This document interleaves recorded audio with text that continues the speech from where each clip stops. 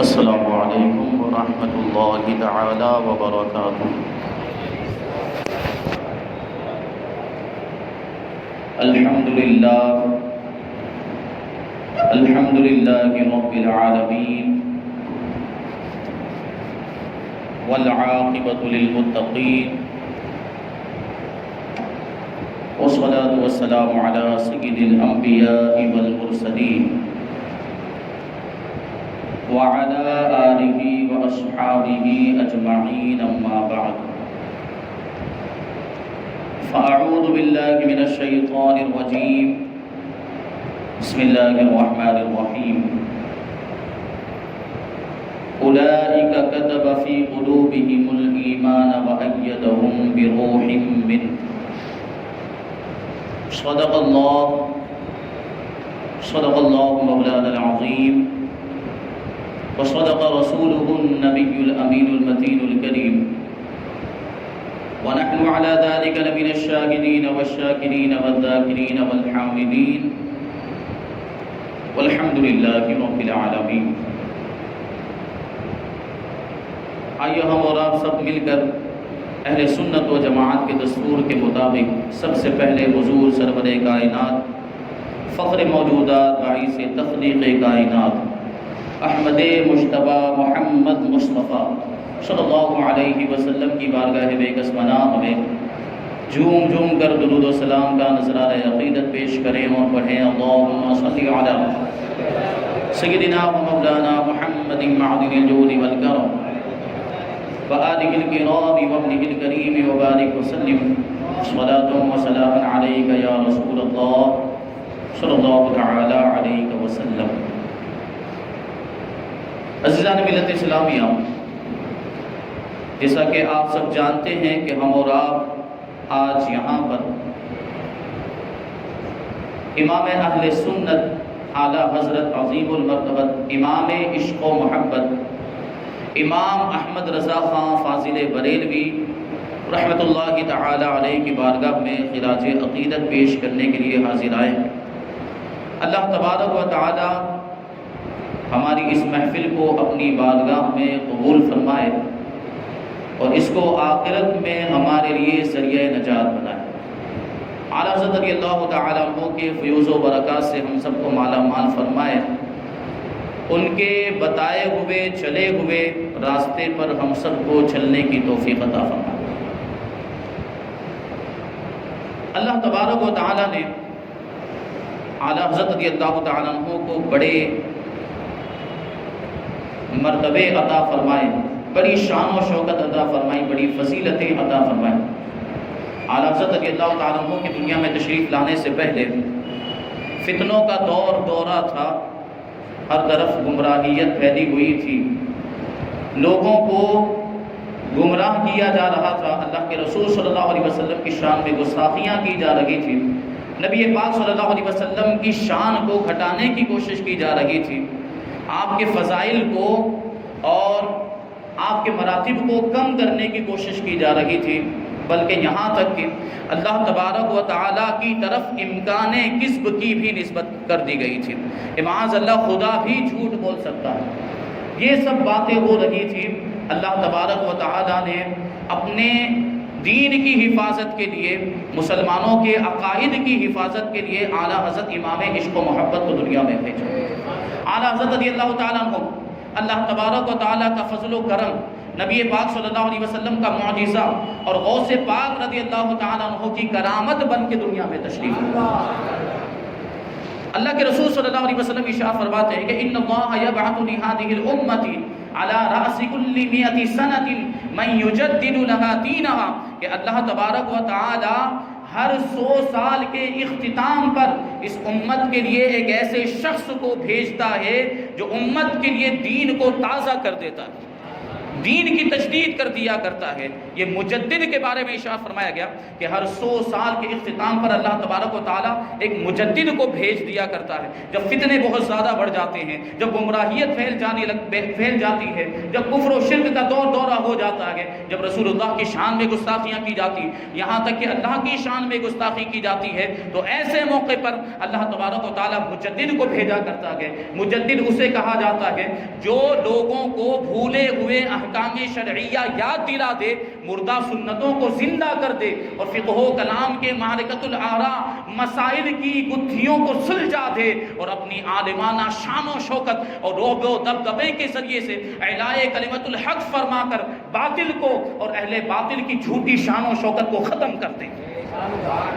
اور آپ غور کریں تو یہ ساری صفات، یہ ساری خوبیاں ہمارے امام کے اندر بھی پائی جاتی ہیں۔ اللہ تبارک و تعالیٰ نے آپ کو 14ویں صدی کا مجدد بنا کر دنیا میں بھیجا گیا۔ یہ شان ہے اعلیٰ حضرت کی۔ اللہ تبارک و تعالیٰ نے وہ مقام و مرتبہ عطا فرمایا۔ اعلیٰ حضرت رضی اللہ تعالیٰ عنہ بریلی شریف میں 10 شوال المکرم ہجری 1272 سنیچر کے دن ظہر کے وقت محلہ جسولی میں پیدا ہوئے۔ تاریخ جو ہے کہ تاریخی نام المختار رکھا گیا۔ بسم اللہ کے وقت محمد نام رکھا، اذان کے وقت محمد نام رکھا گیا۔ پھر آپ کے دادا جان علامہ رضا علی خان علیہ رحمت و رضوان نے پکارنے کے لیے آپ کا نام احمد رضا رکھا، اور یہ نام اتنا مشہور ہوا کہ آج پوری دنیا اعلیٰ حضرت کو احمد رضا کے نام سے یاد کرتی ہے۔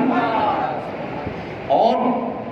اعلیٰ حضرت رضی اللہ تعالیٰ عنہ نے خود اپنی تاریخ ولادت اس آیت کریمہ کے ذریعے نکالی ہے، جو میں نے خطبہ مسنونہ کے اندر تلاوت کی۔ اولئک کتب فی قلوبہم الایمان وأیدہم بروح منہ، یہی وہ لوگ ہیں جن کے دلوں میں اللہ تبارک و تعالیٰ نے ایمان کو نقش فرما دیا ہے اور اپنی طرف کی روح کے ذریعے سے ان کی مدد فرمائی۔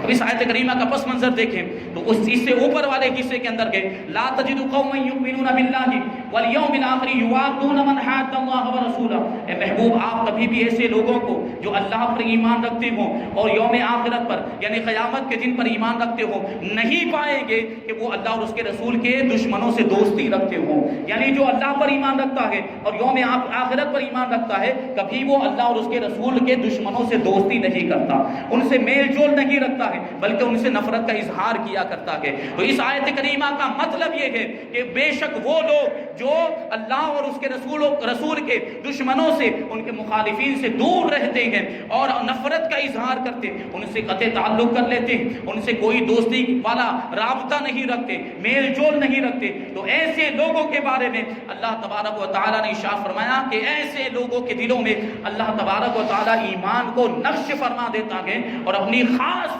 مدد سے ان کو سرفراز فرماتا ہے۔ اپنے اور غیر بھی جانتے ہیں کہ اعلیٰ حضرت رضی اللہ تعالیٰ عنہ کی پوری زندگی ناموس رسالت پر پہرا دینے میں گزری ہے۔ پوری زندگی اعلیٰ حضرت رضی اللہ تعالیٰ عنہ رسول اللہ کے دشمنوں کا جواب دیتے رہے، رسول اللہ کی شان میں گستاخی کرنے والوں کو دندان شکن جواب دیا، منہ توڑ جواب دیا، نفرت کا اظہار کیا، کبھی بھی ان سے کوئی دوستانہ تعلق اور رابطہ نہیں رکھا۔ تو یہ کہنا بالکل درست اور بجا ہوگا کہ اعلیٰ حضرت امام احمد رضا خان رضی اللہ تعالیٰ عنہ اللہ تبارک و تعالیٰ کے ان خاص بندوں میں سے ہیں جن کے دلوں میں اللہ تبارک و تعالیٰ نے ایمان کو نقش فرما دیا ہے۔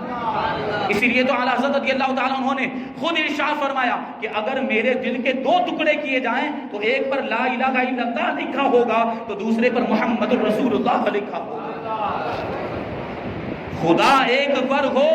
تو ایک پر محمد، خدا ایک پر ہو تو ایک پر محمد، اگر قلب اپنا دوپارہ کروں میں۔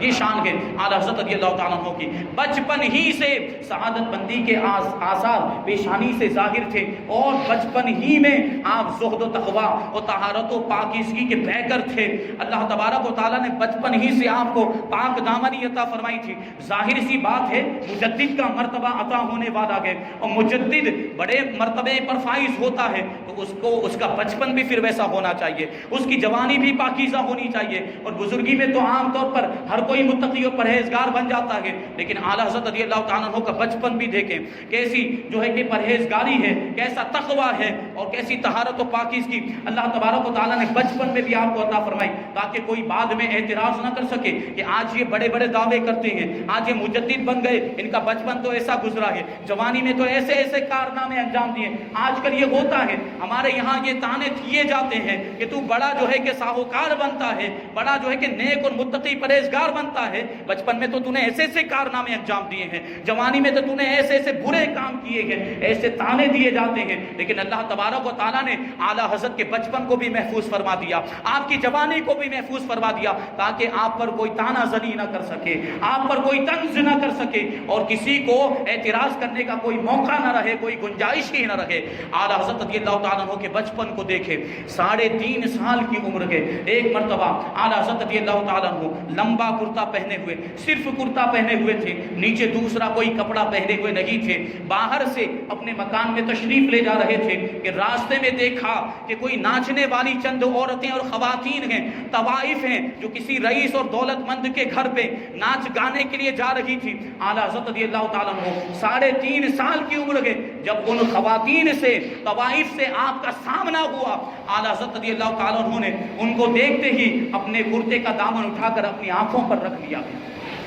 شرم و حیا کی بنیاد پر اعلیٰ حضرت رضی اللہ تعالیٰ عنہ نے اپنے کرتے کا دامن اٹھا کر اپنی آنکھوں پر رکھ لیا۔ اب کرتے کا دامن اٹھایا تو ظاہر سی بات ہے صدر کھل گیا تھا، تو وہ جو طوائف تھی، وہ جو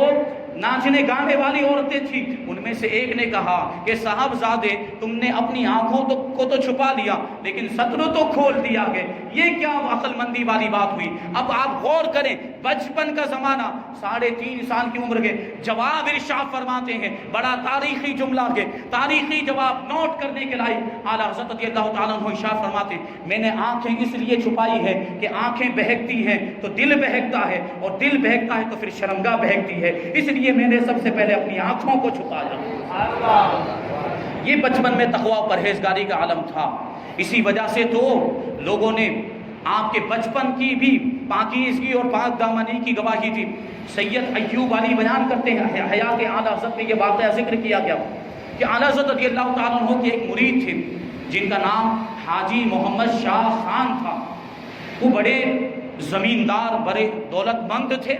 اور ساتھ ہی دیندار بھی تھے۔ اعلیٰ حضرت رضی اللہ تعالیٰ عنہ کے مکان کے قریب ہی ان کا مکان تھا۔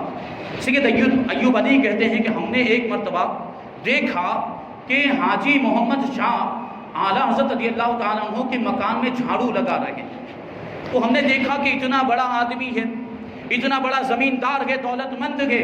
اور دیندار شخص ہے، وہ جھاڑو لگا رہا، تو ہماری غیرت کو گوارا نہیں ہوا، ہم نے سوچا کہ لائی جھاڑو لے کر ہم خود جھاڑو لگا لیتے ہیں۔ ہم نے ان کی بارگاہ میں عرض کیا کہ جھاڑو ہمیں دے دیجئے، ہم جھاڑو لگا دیتے ہیں، ہم صفائی کر لیتے ہیں، لیکن انہوں نے جھاڑو نہیں دی، جھاڑو دینے سے انکار کر دیا اور خود ہی صفائی کرتے رہے، اور ارشاد فرمایا کہ یہ میرا پیر کا آستانہ ہے اور پیر کے آستانے کی جاروب کشی کرنا یہ میرے لیے باعث افتخار ہے، یہ میرے لیے فخر کی بات ہے۔ اور سن لو، اعلیٰ حضرت رضی اللہ تعالیٰ عنہ کے بچپن کو میں نے دیکھا ہے، میں عمر میں اعلیٰ حضرت سے بڑا ہوں، میں نے اعلیٰ حضرت کے بچپن کو بھی دیکھا، ان کی جوانی کو بھی دیکھا اور اب بڑھاپے کو دیکھ رہا ہوں۔ ہر حالت میں، ہر زمانے میں نے انہیں متقی و پرہیزگار پایا ہے، بے مثل اور بے مثال پایا، یکتائے روزگار پایا، اسی لیے تو ہاتھ میں ہاتھ دے کر مرید ہوا ہوں، اسی لیے تو اپنا پیر بنایا ہے۔ بڑھاپے میں تو ہر کوئی بزرگ ہو جاتا ہے، ہر کوئی متقی پرہیزگار بن جاتا ہے، لیکن اعلیٰ حضرت رضی اللہ تعالیٰ عنہ زمانہ بچپن کے زمانے سے ہی متقی و پرہیزگار تھے اور طہارت و پاکیزگی کے پیکر تھے۔ یہ بچپن کا عالم، اعلیٰ حضرت رضی اللہ تعالیٰ عنہ کو اللہ تبارک و تعالیٰ نے یہ شان عطا فرمائی تھی۔ 13 سال 10 مہینے 5 دن کی عمر میں اعلیٰ حضرت رضی اللہ تعالیٰ عنہ تمام علوم میں مروجہ سے فارغ التحصیل ہو گئے اور 21 علوم اعلیٰ حضرت رضی اللہ تعالیٰ عنہ نے اپنے والد ماجد سے سیکھے۔ حالانکہ بیان کیا جاتا ہے کہ اعلیٰ حضرت رضی اللہ تعالیٰ عنہ کو 55 سے زیادہ علوم میں مہارت حاصل تھی، اور ابھی بھی جیسے جیسے لوگ تحقیق کرتے جا رہے ہیں، انکشافات ہوتے جا رہے ہیں اور مزید علوم دریافت ہوتے جا رہے ہیں، اعلیٰ حضرت کو اس میں بھی مہارت تھی، اس علم میں بھی مہارت تھی، اس فن میں بھی مہارت تھی، تو 55 سے زیادہ علوم میں مہارت، 21 علوم تو اپنے والد ماجد سے حاصل کیے، لیکن باقی کے جو علوم ہیں وہ اللہ تبارک و تعالیٰ کی بارگاہ سے عطا کیے گئے۔ اعلیٰ حضرت رضی اللہ تعالیٰ عنہ بچپن میں جب منطق و فلسفے کی کتابیں پڑھا کرتے تھے تو آپ کے والد ماجد آپ کو جب وہ دیکھتے کہ منطق و فلسفے کی کتابیں پڑھ رہے ہیں تو علامہ نقی علی خان ارشاد فرماتے تھے کہ صاحبزادے یہ منطق و فلسفے کی کتابیں کیوں پڑھتے ہو؟ ان کتابوں کو مت پڑھو، قرآن و حدیث کو پڑھو۔ قرآن و حدیث پڑھو گے، قرآن و حدیث کے علوم کو پڑھو گے تو یہ سارے علوم اللہ تبارک و تعالیٰ تمہیں ویسے ہی عطا فرما دیں گے۔ یہ شان ہے اعلیٰ حضرت کے علم کی۔ اعلیٰ حضرت رضی اللہ تعالیٰ عنہ نے 13 سال 10 مہینے 5 سال کی عمر میں سب سے پہلا فتویٰ لکھا ہے، اور مسئلہ رضاعت کے تعلق سے، دودھ کا جو رشتہ ہوتا ہے اس کے تعلق سے بڑا باریک یہ جو مسئلہ ہوتا ہے، اس کے مسائل جو ہے بڑے دقیق ہوتے ہیں۔ اعلیٰ حضرت رضی اللہ تعالیٰ عنہ نے سب سے پہلا فتویٰ لکھا، وہ اس مسئلے کے تعلق سے لکھا، اپنے والد ماجد کو دکھایا، آپ کے والد ماجد نے دیکھا تو فتویٰ بالکل صحیح تھا اور تصدیق فرما کے جاری فرما دیا، اور اسی دن سے آپ کی صلاحیتوں کو دیکھ کر آپ کے والد ماجد نے آپ کو فتویٰ لکھنے کی اجازت بھی عطا فرما دی۔ اعلیٰ حضرت رضی اللہ تعالیٰ عنہ نے 6 سال کی عمر میں ہی معلوم کر لیا تھا کہ بغداد شریف کون سی سمت میں ہے، غوث پاک رضی اللہ تعالیٰ عنہ کا شہر کون سے ڈائریکشن میں ہے، یہ 6 سال کی عمر ہی سے معلوم کر لیا۔ پھر پوری عمر آخری دم تک اعلیٰ حضرت رضی اللہ تعالیٰ عنہ نے کبھی بھی بغداد شریف کی طرف پاؤں نہیں پھیلایا۔ اب آپ غور کریں، یہ غوث پاک رضی اللہ تعالیٰ عنہ کے شہر کا ادب ہے۔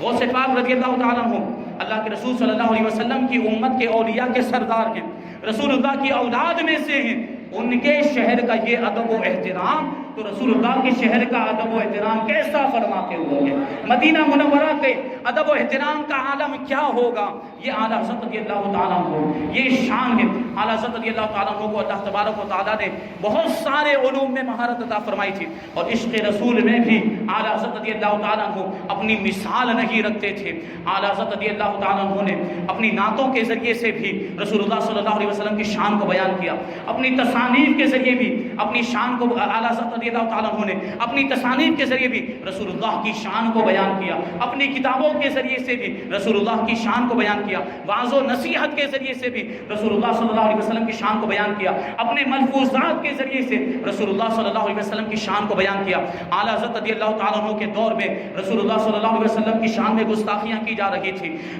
ایک مرتبہ موقع ایسا آیا کہ رسول اللہ صلی اللہ علیہ وسلم کی شان میں گستاخی کی، اور لوگوں نے، اعتراض کرنے والوں نے اعتراض کیا کہ رسول اللہ صلی اللہ علیہ وسلم کو دافع البلا والوبا نہیں کہا جا سکتا، کیونکہ دافع البلا والوبا تو صرف اللہ تبارک و تعالیٰ کی ذات ہے، بلاؤں کو دور کرنے والی، وباؤں کو دور کرنے والی ذات یہ صرف اللہ تبارک و تعالیٰ کی ذات ہے۔ اور جو دلائل الخیرات شریف ہے اس کو شرک محض کہا گیا، اور درود تاج پر اعتراض کیا گیا، کیونکہ درود تاج کے اندر رسول اللہ کے یہ اوصاف بیان کیے گئے، دافع البلاء والوباء والقحط والمرض والعلم، یہ اوصاف درود تاج کے اندر موجود ہے۔ تو یہ اعتراضات کیے گئے اور رسول اللہ صلی اللہ علیہ وسلم کی شان کو اس طرح گھٹانے کی کوشش کی گئی۔ تو اعلیٰ حضرت امام عشق و محبت امام احمد رضا خان فاضل بریلوی رضی اللہ تعالیٰ عنہ نے قلم اٹھایا، اور قلم اٹھانے کے بعد ایک پورا رسالہ تیار کر دیا جس کا نام ہے الامن والعلا لناعت المصطفیٰ بدافع البلاء، اور اس میں اعلیٰ حضرت رضی اللہ تعالیٰ عنہ نے قرآن و حدیث کے اور اقوال صحابہ، آثار علماء اور فقہائے کرام کے اقوال کی روشنی میں یہ بات ثابت کرتی ہے کہ رسول اللہ صلی اللہ علیہ وسلم کو بھی دافع البلاء والوباء کہا جا سکتا ہے، اس میں کوئی حرج نہیں۔ پھر فتنہ اٹھا، پھر لوگوں نے اعتراض کیا، اور لوگ کہنے لگے کہ رسول اللہ صلی اللہ علیہ وسلم کو شہنشاہ نہیں کہا جا سکتا، شہنشاہ صرف اللہ تبارک و تعالیٰ کے، بادشاہوں کا بادشاہ یہ صرف اللہ تبارک و تعالیٰ کے، رسول اللہ کو شہنشاہ نہیں کہہ سکتے۔ یہ سوال اعلیٰ حضرت کی بارگاہ میں آیا تو اعلیٰ حضرت نے ایک دو لائن میں جواب نہیں دیا کہ ایک دو صفحات میں جواب نہیں دیا، کئی صفحات میں جواب دیا، پوری کتاب تیار کر دی اور اس کا نام رکھا ہے فقہ شہنشاہ وان القلوب بید الحبیب بعطاء اللہ۔ یہ جو ہے کہ رسول اللہ صلی اللہ علیہ وسلم کو شہنشاہ کہنا جائز ہے، اور رسول اللہ صلی اللہ علیہ وسلم شہنشاہ بھی ہیں۔ اللہ تبارک و تعالیٰ نے آپ کو اپنی عطا سے پوری کائنات کا مالک و مختار بنایا گیا، پوری کائنات کا بادشاہ بنایا گیا۔ آپ بادشاہوں کے بھی بادشاہ ہیں، آپ شہنشاہ ہیں، بلکہ اللہ تبارک و تعالیٰ نے سارے لوگوں کے دلوں کو آپ کے قبضہ و اختیار میں دے دیا۔ اسی رسالے کے اندر یہ ساری باتیں ثابت کی، بلکہ اعلیٰ حضرت رضی اللہ تعالیٰ عنہ نے بھی اس لقب کو اور یہ جو لفظ ہے، یہ جو صفت ہے، اس کو اپنی نعتوں میں بھی استعمال فرمایا۔ وہ جو مشہور کلام ہے، حاجیوں آؤ شہنشاہ کا روزہ دیکھو، حاجیوں آؤ شہنشاہ کا روزہ دیکھو، کعبہ تو دیکھ چکے اب کعبے کا کعبہ دیکھو۔ اور اعلیٰ حضرت رضی اللہ تعالیٰ عنہ نے اس رسالے کے اندر فقہ شہنشاہ کے اندر نبی پاک صلی اللہ علیہ وسلم کے وصف شہنشاہ کو واضح کیا، قرآن و حدیث کی روشنی میں اس کو ثابت کیا۔ پھر وقت آیا، لوگوں نے پھر اعتراضات کیے، پھر نبی کریم صلی اللہ علیہ وسلم کی شان میں گستاخیاں ہونے لگی۔ رسول اللہ صلی اللہ علیہ وسلم کے تعلق سے سائے کو ثابت کیا گیا، رسول اللہ صلی اللہ علیہ وسلم کا سایہ نہیں تھا، اللہ تبارک و تعالیٰ نے آپ کے سائے کو پیدا ہی نہیں فرمایا تھا۔ اللہ تبارک و تعالیٰ نے نبی پاک صلی اللہ علیہ وسلم کو بے مثل اور بے مثال پیدا فرمایا۔ اللہ تبارک و تعالیٰ کو یہ بھی گوارا نہ ہوا کہ آپ کا سایہ بھی آپ کے جیسا ہو، کیونکہ سایہ انسان کے جیسا ہوتا ہے، اس لیے اللہ تبارک و تعالیٰ نے نبی پاک کا سایہ ہی پیدا نہیں فرمایا۔ اعلیٰ حضرت رضی اللہ تعالیٰ عنہ نے اس بات کو ثابت کرنے کے لیے 3 رسالے لکھے ہیں، اور ایک رسالے کا نام ہے کہ نفی، اعلیٰ حضرت رضی اللہ تعالیٰ عنہ نے لکھا جس کا نام ہے نفی الفی عمن استنارا بنورہ کل شیء، اور دوسرا رسالہ لکھا قمر التمام فی نفی الفی عن سید الانام، اور تیسرا رسالہ لکھا ہے ہدی الحیران فی نفی الفی عن سید الاقوام۔ یہ 3 رسالے اعلیٰ حضرت رضی اللہ تعالیٰ عنہ نے لکھے، اور اس میں اس بات کو ثابت کیا دلائل کی روشنی میں، قرآن و حدیث کی روشنی میں، کہ رسول اللہ صلی اللہ علیہ وسلم کا سایہ ہی نہیں تھا۔ حضور مفتی اعظم ہند ارشاد فرماتے ہیں آپ کا سایہ کیسے ہوتا؟ آپ ہیں نور حق کا سایہ، ذل رحمت طلعت والے، تم پر لاکھوں سلام۔ یہ شان ہے۔ پھر اعلیٰ حضرت رضی اللہ تعالیٰ عنہ نے تشریعی اختیارات کے تعلق سے جب حضور صلی اللہ علیہ وسلم کے تشریعی اختیارات کا انکار کیا گیا اور یہ بات کہی گئی کہ اللہ کے رسول صلی اللہ علیہ وسلم کے کہنے سے کچھ نہیں ہوتا، حضور اگر کسی چیز کو حرام فرما دے یا حلال کر دے آپ تو اس کا اختیار نہیں ہے، ان چیزوں کا اختیار صرف اللہ تبارک و تعالیٰ کو ہے۔ اللہ چاہے تو کسی چیز کو حرام فرما دے، اللہ چاہے تو کسی چیز کو حلال فرما دے، یہ اختیار صرف اللہ تبارک و تعالیٰ کا ہے، حضور کو ان ساری چیزوں کا اختیار نہیں ہے۔ حالانکہ ہمارا عقیدہ یہ ہے کہ اللہ تبارک و تعالیٰ نے اپنی عطا سے حضور کو بھی یہ اختیار عطا فرمایا کہ جس کے لیے جو چاہے حلال فرما دے اور جس کے لیے جو چاہے حرام فرما دے۔ جب یہ اعتراض ہوا، یہ سوالات ہوئے، تو اعلیٰ حضرت رضی اللہ تعالیٰ عنہ نے اس کے جواب میں بھی ایک پورا رسالہ لکھ دیا جس کا نام ہے منیت اللبیب ان التشریع بید الحبیب، اور اس میں دلائل کی روشنی میں اعلیٰ حضرت نے اس بات کو ثابت کیا ہے کہ اللہ کے رسول صلی اللہ علیہ وسلم کو بھی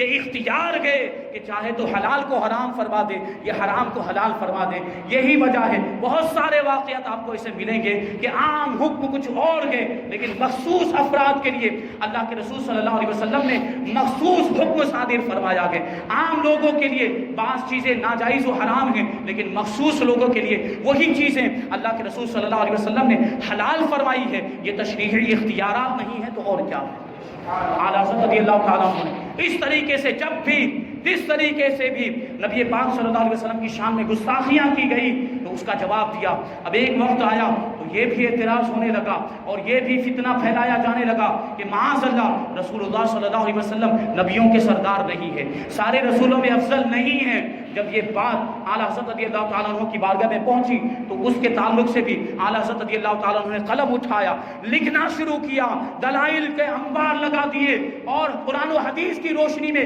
ثابت کیا۔ رسالے کا نام رکھتے ہیں تجلی الیقین بان نبینا سید المرسلین۔ اس میں اعلیٰ حضرت رضی اللہ تعالیٰ عنہ نے دلائل کی روشنی میں ثابت کر دیا ہے کہ رسول اللہ صلی اللہ علیہ وسلم نبیوں کے بھی سردار ہیں اور رسولوں کے بھی سردار ہیں۔ غرض یہ کہ جب جب شان رسالت پر حملہ ہوا،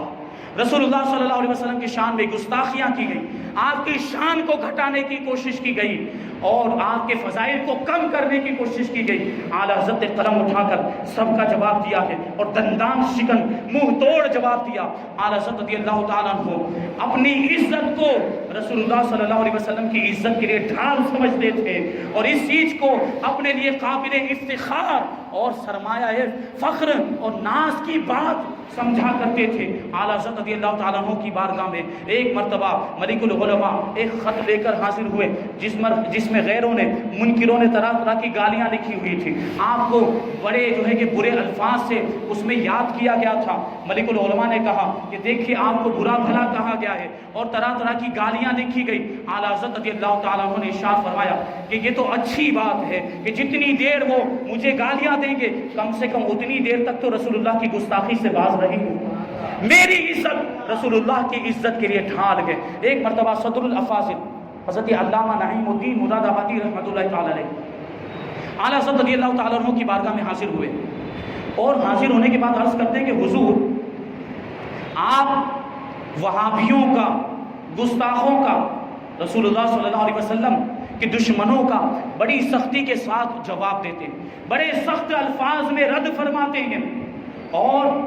یہ جو تہذیب کا دعویٰ کرنے والے لوگ جو اپنے آپ کو بڑا مہذب کہتے ہیں، جب یہ آپ کی کتابیں ہاتھ میں لیتے ہیں تو جب وہ سخت الفاظ دیکھتے ہیں اور شدت و غلظت کو دیکھتے ہیں تو کتاب کا مطالعہ ہی نہیں کرتے، اور اگر پڑھتے بھی ہیں تو تھوڑا سا پڑھ کے رکھ دیتے ہیں۔ اگر آپ تھوڑی نرمی اختیار کریں اور نرم الفاظ میں ان کا رد کریں اور تھوڑے نرم انداز میں ان کا جواب دیں تو ہو سکتا ہے کہ آپ کی کتابوں کا وہ لوگ مطالعہ کریں اور ان کو ہدایت مل جائے۔ تو اعلیٰ حضرت رضی اللہ تعالیٰ عنہ نے اس کے جواب میں ارشاد فرمایا یہ تو میں سخت الفاظ استعمال کرتا ہوں، خدا کی قسم اگر میرے ہاتھ میں تلوار ہوتی اور منکروں کی گردنیں ہوتی تو میں اس تلوار سے ان کی گردنیں اڑا دیتا، گستاخوں کی گردنیں اڑا دیتا، لیکن تلوار سے کام لینا ہمارے اختیار میں نہیں ہے۔ اللہ تبارک و تعالیٰ نے مجھے قلم عطا فرمایا ہے، لہٰذا اسی قلم سے میں سخت الفاظ میں ان کو جواب دیتا ہوں، اور سخت الفاظ میں جواب دینے کی وجہ یہی ہے کہ وہ سخت الفاظ کو دیکھیں گے تو مجھے گالیاں دیں گے، مجھے برا بھلا کہیں گے، اور جتنی دیر تک مجھے گالیاں دیں گے، جتنی دیر تک مجھے برا بھلا کہیں گے، کم سے کم اتنی دیر تک تو رسول اللہ کی گستاخی سے باز رہیں گے، اتنی دیر تک تو حضور کی شان میں گستاخی کرنے سے بچے رہیں گے۔ میری عزت رسول اللہ کی عزت کے لیے ڈھال گئے، بلکہ اگر ایک اور مقام پر اعلیٰ حضرت ارشاد فرماتے بلکہ اگر ان کا رسول اللہ صلی اللہ علیہ وسلم کی گستاخی سے باز رہنا اس شرط کے ساتھ مشروط ہو کہ وہ مجھے بھی گالیاں دے، میرے باپ کو بھی گالیاں دے، میرے دادا کو بھی گالیاں دے، تو یہ بھی مجھے منظور ہے۔ میری عزت بھی، میرے باپ دادا کی عزت بھی رسول اللہ کی عزت پر قربان ہے۔ اعلیٰ حضرت رضی اللہ تعالیٰ پوری زندگی رسول اللہ صلی اللہ علیہ وسلم کی عزت پر، آپ کی ناموس پر پہرا دیا گیا، اور رسول اللہ صلی اللہ علیہ وسلم کے عشق میں انتہائی آپ فنا ہو چکے تھے، اور ہر وقت اعلیٰ حضرت رضی اللہ تعالیٰ عنہ اٹھتے بیٹھتے رسول اللہ صلی اللہ علیہ وسلم کا ذکر کرتے رہتے، آپ کی شان بیان کرتے رہتے۔ نعتیں دیکھیں آپ جو اعلیٰ حضرت رضی اللہ تعالیٰ عنہ نے لکھی ہدایت بخشش کے اندر، کیسی کیسی جو ہے نعتیں اور کیسے کیسے اشعار بیان کیے گئے، اتنی زیادہ نعتیں لکھی اور اتنے زیادہ اشعار لکھے، لیکن اس کے باوجود ایک نعت میں اعلیٰ حضرت رضی اللہ تعالیٰ عنہ یہ کہتے ہیں سرور کہوں کہ مالکو مولا کہوں تجھے، باغ خلیل کا گل زیبا کہوں تجھے، تیرے تو وصف عیب تناہی سے ہے بری، حیران ہوں میرے شاغ میں کیا کیا کہوں تجھے۔ بہت سارے اوصاف بیان کیے، بہت ساری خوبیاں بیان کی، لیکن آخر میں یہ کہنے پر مجبور ہو گئے کہ کہہ لے گی سب کچھ ان کے ثنا خاں کی خاموشی، چپ ہو رہا ہے کہہ کے میں کیا کیا کہوں تجھے۔ اب کیا کیا میں بھی کوشش کی تھی، یہ کیا کیا میں اور کیا کہا جا سکتا ہے، اس لیے مقطع میں ارشاد فرماتے ہیں لیکن رضا نے ختم سخن اس پہ کر دیا، خالق کا بندہ خلق کا آقا کہوں تجھے۔ اعلیٰ حضرت رضی اللہ تعالیٰ عنہ نے حضرت حسان ابن ثابت کی سنت کو اپنایا اور اس پر عمل کرتے ہوئے حضور اقدس صلی اللہ علیہ وسلم کی شان میں نعتیں کہی، اشعار لکھے، اور اسی وجہ سے آپ کو حسان الہند بھی کہا جاتا ہے۔ اعلیٰ حضرت رضی اللہ تعالیٰ عنہ کی یہ شان اور رسول اللہ صلی اللہ علیہ وسلم سے نسبت رکھنے والی چیزوں کا بھی آپ بڑا ادب و احترام کیا کرتے، حدیث پاک کا کیسا ادب و احترام کیا کرتے تھے، روایتوں میں آیا بیان کرنے والے بیان کرتے۔ اعلیٰ حضرت رضی اللہ تعالیٰ عنہ جب حدیث کا درس دیتے تھے تو قاعدے کی حالت میں بیٹھ کر، یعنی جس طریقے سے ہم نماز میں دو زانوں بیٹھتے ہیں اس طریقے سے اعلیٰ حضرت رضی اللہ تعالیٰ عنہ زانوں بیٹھ کر حدیث کا درس دیا کرتے تھے، اور حدیث کی کتاب پر کبھی بھی کوئی دوسری کتاب نہیں رکھتے تھے۔ اعلیٰ حضرت رضی اللہ تعالیٰ عنہ جب حدیث کا درس دیتے، جب حدیث پڑھاتے تھے تو باوضو ہو کر حدیث پڑھایا کرتے تھے، بلکہ حدیث کو جب چھونا ہوتا تو بغیر وضو کے حدیث پاک کو چھوتے بھی نہیں تھے۔ یہ حدیث پاک کا ادب و احترام کیا کرتے، اور حدیث پڑھانے کے دوران اگر کوئی ڈسٹرب کرتا، اگر کوئی خلل اندازی کرتا، کوئی ایسی بات کرتا جس کی وجہ سے دخل جو ہے کہ اس میں ڈسٹربینس ہوتا، تو اعلیٰ حضرت رضی اللہ تعالیٰ عنہ ناراض ہو جایا کرتے تھے، جلال میں آ جایا کرتے تھے۔ حدیث پاک پڑھاتے وقت کوئی ڈسٹربینس نہیں ہونا چاہیے، یہ شان ہے اعلیٰ حضرت رضی اللہ تعالیٰ عنہ کی۔ حدیث پاک کا اس طریقے سے ادب و احترام کیا کرتے۔ اعلیٰ حضرت رضی اللہ تعالیٰ عنہ کا نام یوں تو احمد رضا تھا، لیکن رسول اللہ صلی اللہ علیہ وسلم کی غلامی میں آپ نے اپنے آپ کو ایسا سپرد فرما دیا تھا کہ اعلیٰ حضرت رضی اللہ تعالیٰ عنہ اپنے نام کے آگے عبد المصطفیٰ لکھا کرتے تھے، مصطفیٰ کا غلام۔ آپ دیکھیں گے جگہ جگہ اعلیٰ حضرت رضی اللہ تعالیٰ عنہ نے اپنے نام کے ساتھ عبد المصطفیٰ لکھا ہے، اور اس کو اپنے لیے سرمایہ افتخار سمجھتے تھے اور اسے نجات کا ذریعہ سمجھتے تھے۔ خود اپنے شعر میں ارشاد فرماتے ہیں کہ خوف نہ رکھ رضا ذرا تو تو ہے عبد مصطفیٰ، خوف نہ رکھ رضا ذرا تو تو ہے عبد مصطفیٰ، تیرے لیے امان ہے، تیرے لیے امان ہے۔ کیونکہ جو رسول اللہ کا غلام ہو جائے، جو رسول اللہ کی غلامی کا پٹا اپنی گردن میں ڈال دے، جو ناموس رسالت کے لیے اپنا سب کچھ قربان کر دے، تو پھر اس کے لیے نجات یقینی ہو جاتی ہے، اس کے لیے جنت یقینی ہو جاتی ہے، اور وہی چیز اس کے لیے نجات کا ذریعہ بن جایا کرتی ہے۔ یہ اعلیٰ حضرت رضی اللہ تعالیٰ عنہ کی شان۔ ایسا دیکھیے آپ عشق رسول اعلیٰ حضرت رضی اللہ تعالیٰ عنہ کہ رسول اللہ صلی اللہ علیہ وسلم سے نسبت رکھنے والی چیزوں کا بھی آپ ادب و احترام کیا کرتے۔ اب سادات کرام بھی تو رسول اللہ سے نسبت رکھتے ہیں۔ سادات کرام وہ ہستیاں ہیں جن کی رگوں میں رسول اللہ کا خون روا دوا ہے۔ اسی وجہ سے اعلیٰ حضرت رضی اللہ تعالیٰ عنہ سادات کرام کا بھی بڑا ادب و احترام کیا کرتے تھے۔ پالکی والا واقعہ بڑا مشہور ہے۔ اعلیٰ حضرت رضی اللہ تعالیٰ عنہ جب کوئی بھی محفل ہوتی اور اس میں سادات کرام ہوتے اور اس میں جب نیاز تقسیم کی جاتی تو اعلیٰ حضرت رضی اللہ تعالیٰ عنہ کو اعلیٰ حضرت رضی اللہ تعالیٰ عنہ سادات کرام کو ڈبل نیاز دینے کا حکم دیا کرتے ہیں، اور یہ طریقہ آج بھی رائج ہے کہ علماء کرام موجود ہوں، سادات کرام موجود ہوں تو ان کو نیاز ڈبل دی جاتی ہے۔ یہ طریقہ ہمیں اعلیٰ حضرت نے سکھایا۔ تو یہ اعلیٰ حضرت رضی اللہ تعالیٰ اس طریقے سے سادات کرام کا ادب و احترام کیا کرتے۔ ایک مرتبہ اعلیٰ حضرت رضی اللہ تعالیٰ اپنے مکان میں تشریف فرما تھے کہ باہر سے پکارنے کی آواز آئی۔ کوئی پکارنے والا پکار کر کہہ رہا ہے کہ کون ہے جو سید زادے کی مدد کرے،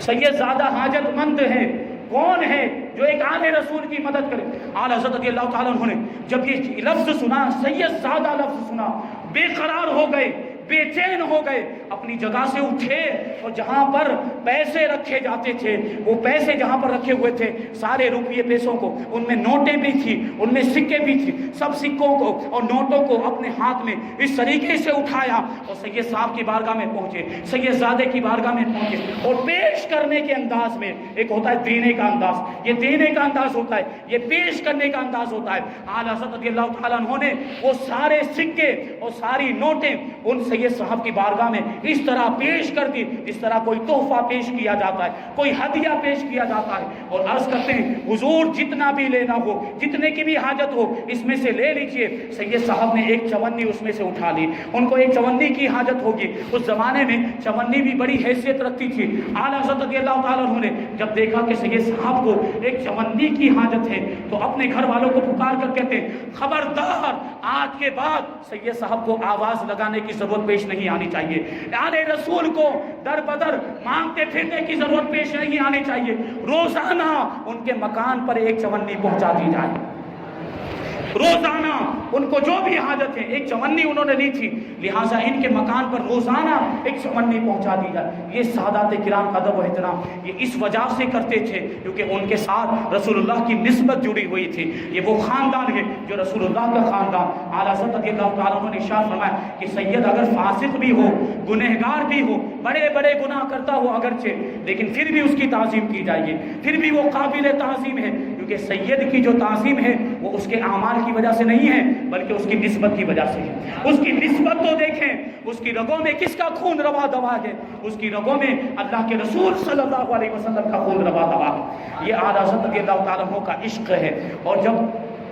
کوئی کسی سے عشق کرتا ہے اور عشق کی انتہا کو پہنچ جاتا ہے تو جس سے عشق کرتا ہے پھر وہ بھی اسے اپنا محبوب بنا دیا کرتا ہے۔ اعلیٰ حضرت رضی اللہ تعالیٰ عنہ مقبول بارگاہ رسول بھی ہیں، اور کیسی مقبولیت اعلیٰ حضرت رضی اللہ تعالیٰ عنہ کی اللہ کے رسول صلی اللہ علیہ وسلم کی بارگاہ میں حج کے موقع پر جب اللہ کے رسول صلی اللہ علیہ وسلم کے روزے پر حاضر ہوئے تو براق کے موقع پر پہنچے۔ دل میں تمنا تھی کہ خواب میں تو کئی بار رسول اللہ کا دیدار ہوا ہے، کاش کے ظاہری طور پر عالم بیداری میں بھی دیدار نصیب ہو جائے۔ یہی تمنا لے کر اعلیٰ حضرت رضی اللہ تعالیٰ عنہ روزہ رسول پر حاضر ہوئے۔ پوری رات ذکر و اذکار کرتے رہے، نعتیں پڑھتے رہے، حضور کے اوصاف بیان کرتے رہے، لیکن اس رات دیدار نصیب نہیں ہوا۔ صبح بیدار ہوئے تو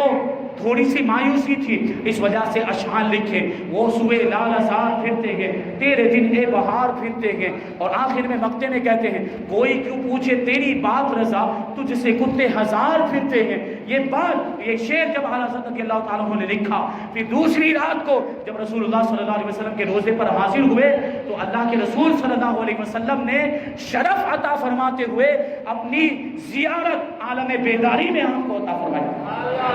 اعلیٰ حضرت رضی اللہ تعالیٰ عنہ نے عالم بیداری میں جاگتے ہوئے اور ظاہری طور پر اللہ کے رسول صلی اللہ علیہ وسلم کا دیدار کیا ہے۔ اعلیٰ حضرت رضی اللہ تعالیٰ عنہ کی یہ شان، یہ مقام و مرتبہ، ایک علامہ حمید الرحمن جو علامہ جمیل الرحمن کے صاحبزادے، کیسا مقام و مرتبہ اعلیٰ حضرت کا، اس واقعے سے آپ اندازہ لگائیں۔ علامہ جمیل الرحمن جن کا سلام، مشہور سلام ہم پڑھتے رہتے ہیں، اے شہنشاہ مدینہ میں وہ سنی ہوں جمیل قادری، یہ جمیل الرحمن اعلیٰ حضرت رضی اللہ تعالیٰ عنہ کے مرید تھے۔ ان کے صاحبزادے علامہ حمید الرحمن بیان کرتے ہیں کہ میں چھوٹا سا بچہ تھا، اس وقت کا واقعہ ہے۔ اعلیٰ حضرت رضی اللہ تعالیٰ عنہ کے مکان میں آتا جاتا تھا۔ چھوٹے بچے بے تکلف ہوتے ہیں، وہ کہیں بھی چلے جاتے ہیں، تو ہم چھوٹے سے بچے تھے، اور اعلیٰ حضرت رضی اللہ تعالیٰ عنہ کا معاملہ یہ تھا کہ چھوٹے بچوں کو بھی آپ کہہ کر پکارتے تھے، اور ڈانٹنا، پھٹکارنا اور تو دکار یہ آپ کے اخلاق و کردار میں تھا ہی نہیں۔ اعلیٰ حضرت رضی اللہ تعالیٰ عنہ بچوں کے ساتھ بھی ایسا سلوک فرمایا کرتے تھے۔ علامہ حمید الرحمن بیان کرتے ہیں کہ ایک مرتبہ میں اعلیٰ حضرت رضی اللہ تعالیٰ عنہ کے مکان میں موجود تھا تو ملاقات کرنے والے آئے، اور ملاقات کرنے والوں نے آ کر کہا کہ ہم ملاقات کرنا چاہتے ہیں۔ وہ ملاقات کا وقت نہیں تھا تو ان کو منع کر دیا گیا کہ یہ ملاقات کا وقت نہیں ہے، بعد میں آنا۔ تو انہوں نے اصرار کیا کہ ہم تو ابھی ہی ملاقات کریں گے۔ اب علامہ حمید الرحمن کہتے ہیں کہ میں اعلیٰ حضرت رضی اللہ تعالیٰ عنہ کے خاص کمرے میں چلا گیا، جا کر دیکھوں کہ اعلیٰ حضرت رضی اللہ تعالیٰ عنہ موجود ہیں کہ نہیں۔ میں نے دیکھا